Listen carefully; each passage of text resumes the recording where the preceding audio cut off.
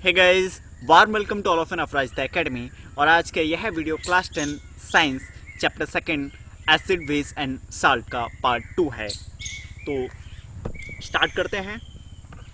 अम्ल अम्ल के बारे में हम इससे पहले वाले वीडियो में पढ़ चुके हैं। अम्ल क्या होता है, क्षार क्या होता है, सूचक क्या होते हैं, प्राकृतिक सूचक क्या हैं और संश्लेषित सूचक, इनको अच्छे से हम समझ चुके हैं। तो अभी हम अम्ल के बारे में एक रिवाइज कर लेते हैं। अम्ल क्या होते हैं? ये बे पदार्थ होते हैं।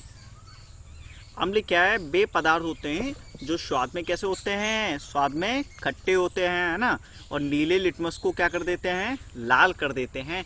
ये क्या कहलाते हैं? अम्ल। और क्या करते हैं? H पॉजिटिव आयन जल में ये मुक्त करते हैं, जलीय विलयन में। जैसे हमने लास्ट वीडियो में आपको बताया था, ये जल में एसिड हमने मिलाया, H पॉजिटिव आयन यहाँ पे मुक्त हो रहे हैं।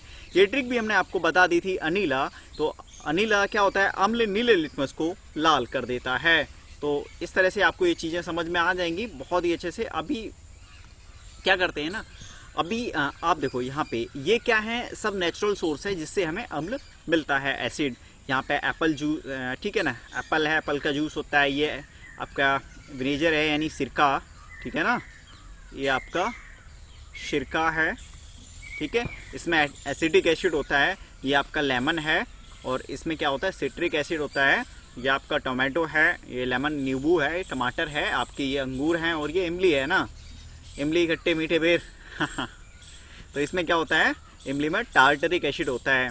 मिल्क में आपका लैक्टिक एसिड होता है। मिल्क और आपका जो दही है इनमें लैक्टिक एसिड होता है। और नेटल यहाँ पे अपने इंक्लूड नहीं किया, तो नेटल में क्या होता है? फॉर्मिक एसिड होता है जो अपना चीटी में होता है, ठीक है ना।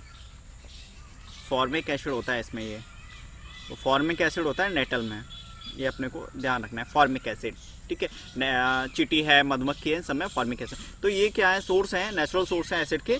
इन पे कभी कभी क्वेश्चन क्या है बन जाता है, और कॉम्पिटिशन में अक्सर इनका क्वेश्चन इनसे आ जाता है कि भाई ये इसमें कौन सा अम्ल होता है। आपको टोमेटो में पूछ ले, है ना, और नींबू में पूछ ले, आपको सेब है, चीटी के डंक में, नेटल के डंक में, ठीक है, मधुमक्खी के डंक में चीटी जब काटती है तो कौन सा, ये आ जाती हैं चीज़ें, ठीक है। तो अपने को क्या है, इनको याद रखना है और बहुत अच्छे से आप इनको याद रख सकते हो, ठीक है, ज़्यादा प्रॉब्लम नहीं आएगी।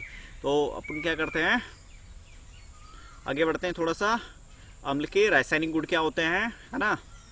तो अम्लों के रासायनिक गुण हम यहाँ से बढ़ते हैं, ठीक है। अम्ल के रासायनिक गुणधर्म क्या हैं? तो अम्ल के रासायनिक गुण नंबर 1 अपना क्या है? अम्ल की सबसे पहले हमने अभिक्रिया जो कराई है वो किसके साथ कराई है? धातुओं के साथ अभिक्रिया, ठीक है। तो अम्ल की जब हम धातुओं के साथ अभिक्रिया कराते हैं, किसके साथ कराते हैं? अम्ल की जब हम धातु के साथ, या धातु की अम्ल के साथ अभिक्रिया कराएं हैं, अम्ल की धातु के साथ कराएं, ठीक है, तो किसका निर्माण होता है? लवण और हाइड्रोजन गैस का निर्माण होता है। तो बेसिक है, बहुत आसानी से इसको याद रख सकते हैं। जब अम्ल की अभिक्रिया धातु के साथ कराई जाती है तो लवण और हाइड्रोजन गैस का निर्माण होता है। इसके लिए देखो अपने एक्सपेरिमेंट भी यहाँ पे लिया है, ठीक है। अब देखो यहाँ पे Zn कि HCl के साथ अभिक्रिया करा रहे हैं, क्या बन रहा है? ZnCl2, और ये हाइड्रोजन आपका गैस यहाँ पे बन रहा है। अब यहाँ पे आप चित्र में देखोगे, दूसरा एग्जाम्पल है हमारा। जब हम देखो हमारे पास क्या है, ये पर्कनली है, इसमें जिंक के कुछ टुकड़े H2SO टुकड़े डाल लेते हैं, जिंक के कुछ छोटे छोटे टुकड़े, और इसमें क्या डाल देते हैं?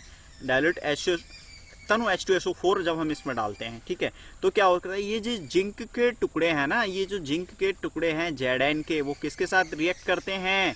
H2SO4 के साथ। और क्या निर्माण करेंगे भाई? हाइड्रोजन गैस, है ना। तो ये हाइड्रोजन गैस, ये है ना फर्कनली, ये टेस्ट डिलीवरी ट्यूब से होती हुई कहाँ पे आ जाती है? निकास नली से होती हुई। ये जो दूसरा ये आपका ये बीकर है, ठीक है ना, तो पात्र है, इसमें क्या है ना, साबुन का सॉल्यूशन यानी गोल है, तो इसमें आ जाती है और इसमें से ये बुलबुले हाइड्रोजन गैस के निकलते हैं। अब इसकी जांच के लिए हम क्या करते हैं? एक कैंडल ले जाते हैं जलती हुई, तो ये फट फट की ध्वनि करती है ना, पॉप साउंड, ठीक है, पटाखे की तरह। तो ये क्वेश्चन आ जाता है, ठीक है ना, क्या आप हाइड्रोजन गैस की जाँच कैसे करेंगे, ठीक है। तो ये भी चीज़ अपने को क्या है ना, याद रखनी है, ठीक है, किस तरह से हाइड्रोजन गैस की जाँच करते हैं, ठीक। अब देखो मैंने नीचे यहाँ पे इसको मेंशन भी किया है, सल्फ्यूरिक अम्ल तथा ज्वलन अभिक्रिया से हाइड्रोजन की जांच। तो हम क्या करेंगे? सर्वप्रथम एक हमने क्या लिया यहाँ पे? सर्वप्रथम हमने एक पर्कनली लिया, है ना, ये ली, और उसमें कुछ दानेदार जिंक के टुकड़े डाले थे हमने, ठीक है। दानेदार जिंक के क्या डाले?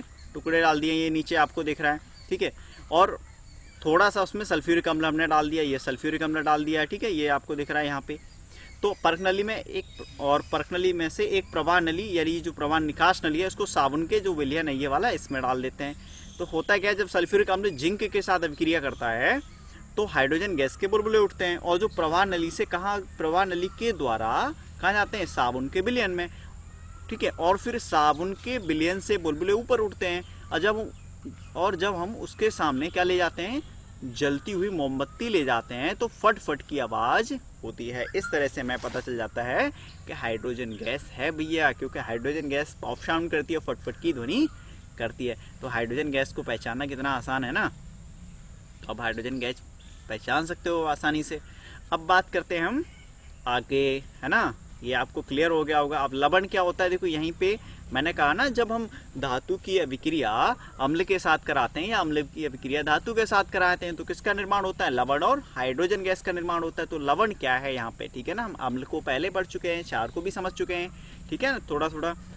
अब देखो जब अम्ल की अभिक्रिया किसके साथ कराई जाती है, धातु के साथ कराई जाती है, तो होता क्या है, धातु अम्ल से हाइड्रोजन परमाणु का हाइड्रोजन गैस के रूप में क्या कर देती है, विस्थापन कर देती है, ठीक है। और ये एक यौगिक बनता है और ये वाला जो बनने वाला यौगिक है वो क्या कहलाता है, लवण कहलाता है, ठीक है। तो इस तरह से हम लवण की डेफिनेशन को समझ सकते हैं, ओके।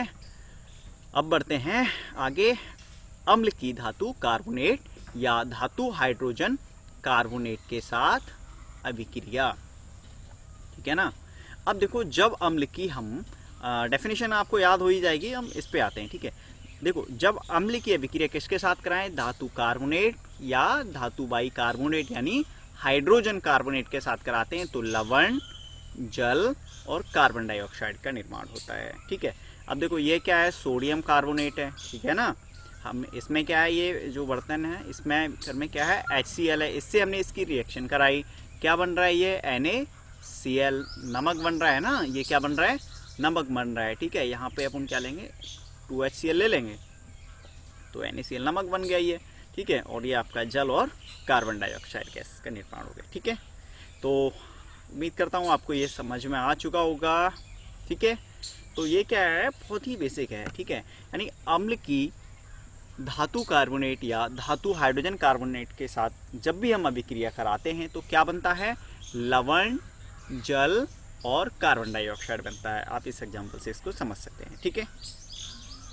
तो बहुत ही बेसिक है। देखो आपको क्या करना है, वीडियो को 2 बार देखना है। एक बार क्या करना है, आप वीडियो को पूरा देखिए, उसके बाद जब दोबारा आप वीडियो देखते हैं तब चीज़ों को क्या है ना, आप नोट कीजिए। अब देखो कई सारे एग्जाम्पल हम यहाँ पे लिए हैं, Na2CO3, ये आपका सोडियम कार्बोनेट, ये आपका सल्फ्यूरिक अम्ल की जब अभिक्रिया कराते हैं तो Na2SO4 यानी सोडियम सल्फेट, कार्बन डाइऑक्साइड और जल का निर्माण होता है। जब हम सोडियम हाइड्रोजन कार्बोनेट की अभिक्रिया किसके साथ करा रहे हैं, यहाँ पे सल्फ्यूरिक एसिड यानी हाइड्रोजन सल्फेट के साथ, तो क्या बन रहा है, सोडियम सल्फेट, कार्बन डाइऑक्साइड और ये जल। ये क्या है, मैग्नीशियम कार्बोनेट की अभिक्रिया किसके साथ करा रहे हैं, हाइड्रोक्लोरिक अम्ल के साथ, क्या बन रहा है, मैग्नीशियम क्लोराइड, कार्बन डाइऑक्साइड और जल।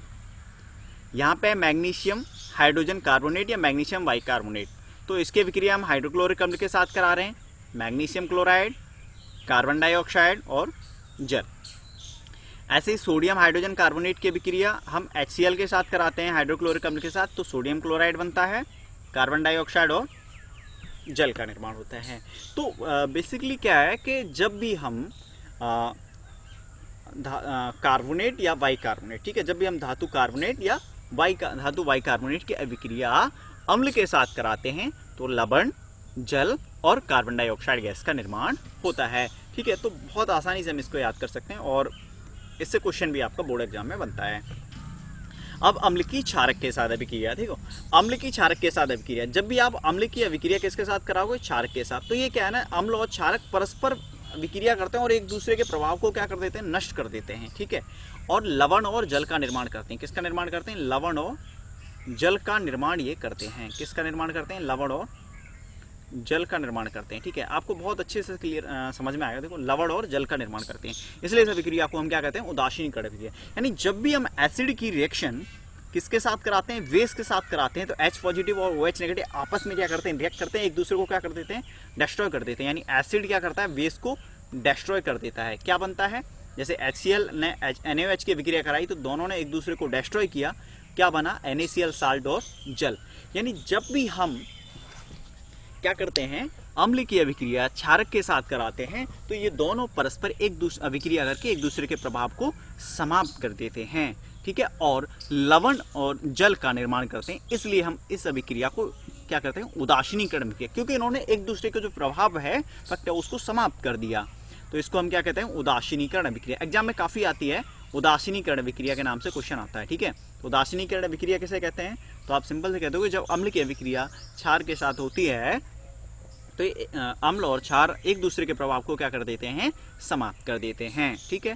और यहाँ पे लवण और जल का निर्माण होता है, इस अभिक्रिया को हम उदासीनीकरण अभिक्रिया कहते हैं। अब बात करते हैं थोड़ी आगे की। अब आपके HCl ये एग्जाम्पल हैं, आप इनको अच्छे से समझ लोगे उम्मीद करता हूँ। HCl NaOH ये दोनों ये अम्ल है और ये क्षार है, अभिक्रिया कराई तो यहाँ पे बना आपका सोडियम क्लोराइड, जल, ये आपका है H2SO4 सल्फ्यूरिक एसिड है, ये आपका पोटेशियम हाइड्रोक्साइड यानी क्षार है। जब हम अभिक्रिया करा रहे हैं तो क्या बनना होगा, लवण। ये लवण कौन सा है, पोटेशियम सल्फेट, और ये आपका जल। अब बात करते हैं अम्ल की धात्विक ऑक्साइड के साथ अभिक्रिया। जब अम्ल की अभिक्रिया हम किसके साथ करा रहे हैं, धात्विक ऑक्साइड यानी धातु ऑक्साइड के साथ कराते हैं, ठीक है, तो क्या बनता है, लवण और जल। अब लवण और जल बन रहा है, किस में बनता है लवण और जल, जब अम्ल की अभिक्रिया हम क्षार के साथ कराते हैं तब बनता है, और अम्ल की अभिक्रिया अगर धातु ऑक्साइड के साथ करा रहे हैं तब भी यही हो रहा है। तो ये जो धातु ऑक्साइड है, ये जो धातु ऑक्साइड है किसका काम कर रहा होगा, क्षार का काम करता है। किसका काम करता है, क्षार का, ठीक है ना। तो ये चीज़ हम आगे भी पढ़ेंगे, इसको समझेंगे कि धातु ऑक्साइड किसका काम करता है, ठीक है। तो आपको अभी याद रखना है, धातु ऑक्साइड जो होते हैं वो क्षारीय प्रकृति का होता है। तो कॉपर ऑक्साइड की अभिक्रिया हमने किसके साथ कराई, HCl के साथ, तो क्या बना, कॉपर क्लोराइड और यहाँ पे बनता है आपका जल। तो विलयन का रंग कैसा हो जाता है, नील हरित कॉपर क्लोराइड, ठीक है। पहले आपको दिख रहा था कॉपर का कैसा है, अब फिर जब हम इसको मिलाते हैं तो विलयन का रंग कॉपर क्लोराइड का नील हरित हो जाता है, ठीक। अब बात करते हैं आगे, ठीक है। आगे अपना क्वेश्चन है, अब क्वेश्चन पे आ जाते हैं। तो क्वेश्चन है कि पीतल एवं तांबे के बर्तनों में दही व खट्टे पदार्थ क्यों नहीं रखते हैं। अब देखो क्या होता है, पहले हमने ये ऐड किया है ना, अब आपको इससे क्या है ना, आपको याद हो जाएगा मोटा मोटी, सेहत के लिए जहर बन सकता है तांबे के बर्तन में रखा दही, ठीक है।